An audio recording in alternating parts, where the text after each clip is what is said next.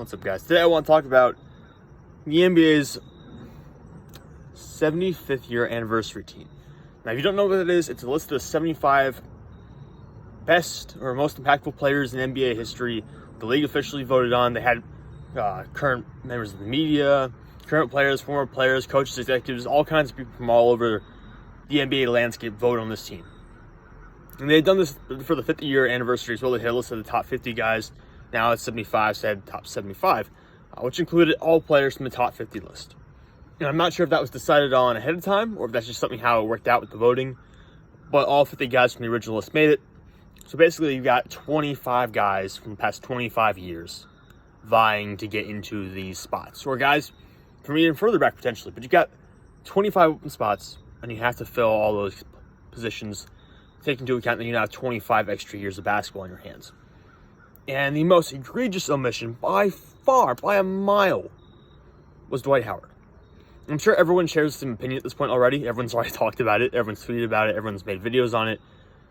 But because it's true. It's just so definitively true, objectively true, and it's so petty of the people voting on this list to not include Dwight Howard. Because it's so obvious he should be on here ahead of a bunch of other guys who are on this list. And I'll go into a few of those names later on in the video because it's blatantly obvious he should be ahead of them.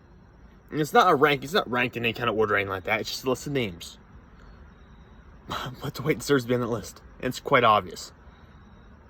So let's talk about Dwight. He was the first overall pick in 2004, and he developed into one of the most dynamic players in the NBA. Maybe not dynamic's not the word, but one of the most heralded players in the league. He's a 3-time Defensive Player of the Year. Only 2 guys have done that more often. Dikembe and Mutombo, who I think also wasn't on the list. He's a 4-time Defensive Player of the Year. And Ben Wallace, who recently got into the Hall of Fame 4-time as well. Dwight was the 5-time rebounding champ. He's 11th all-time in rebounds in NBA history with 14,277. He's 59th in points with 19,118. And he is 13th in blocks with 2,192. He's an 8-time All-Star. He's an 8-time All-NBA selection with 5 of those being an All-NBA first-team selection, which basically means he was voted the best center in the NBA 5 times. Half a decade's worth of being the best player at your position. And I'd argue that. I think I did a list ranking the decade for the 2010s. And even though Dwight had missed so much time, I think Dwight was still number 1 for centers. Even though he had missed so much time past like 2015 or something like that, he had so many issues. He wasn't gelling with teams. He was jumping between team to team. He was hurt all the time. And he still, I think, was the top guy at the position for the decade, where he was 2nd place, despite all that, which tells you how dominant he was and how good he was early on in the 2010s, and of course late in the 2000s. So 5-time All-NBA first team, 1-time All-NBA second team, 2-time All-NBA third team. And 5 All-Defensive selections as well, 4-time All-Defensive first team, 1-time All-Defensive second team. He won MVP shares in 5 consecutive years. He was top 5 4 times. And he was the runner-up to Derrick Rose for the 2010-2011 MVP. He was also the best player on the 2008-2009 Orlando Magic that went to the NBA Finals and lost to Kobe Bryant.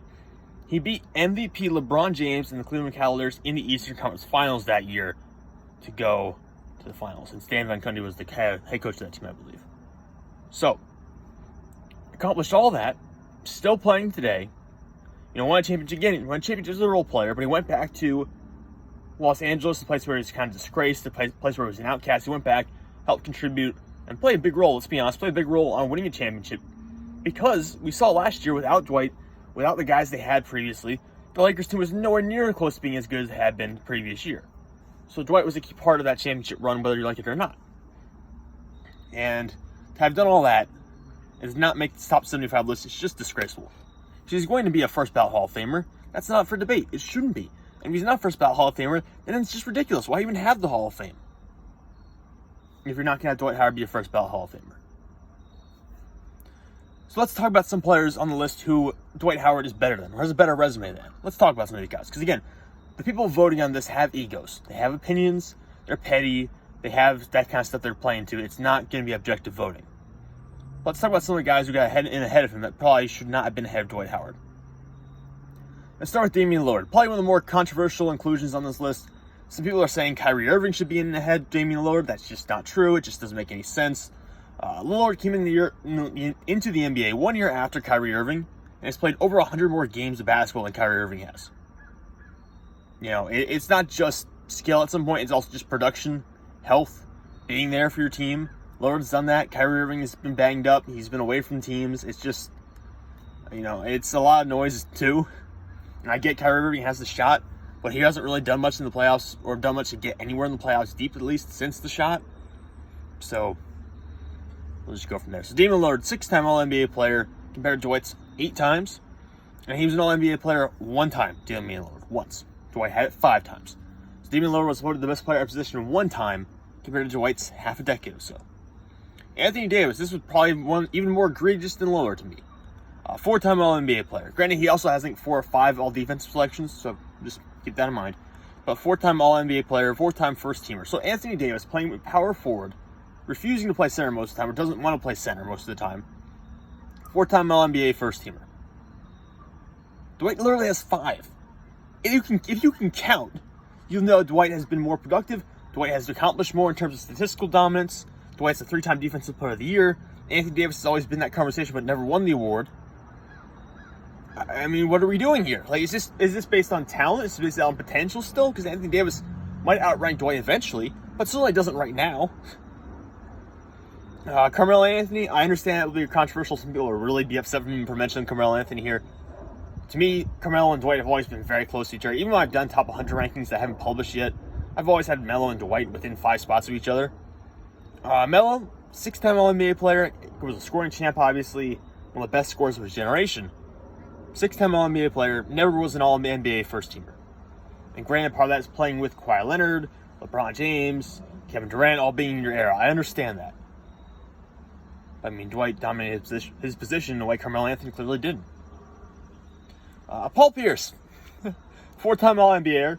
So he has fewer All-NBA selections than Dwight has All-NBA first-team selections. And he's just one more All-NBA selection than Dwight has Defensive Player of the Year awards. Pierce, by the way, was never a first-team All-NBA player. So, how can you consider this list to be taken seriously when you're leaving Dwight Howard off of it? When I just read out some of the stuff, and maybe you disagree on some of them. I understand you disagree on a few of them, but you can't disagree on all. Is it 4 of the names I mentioned here?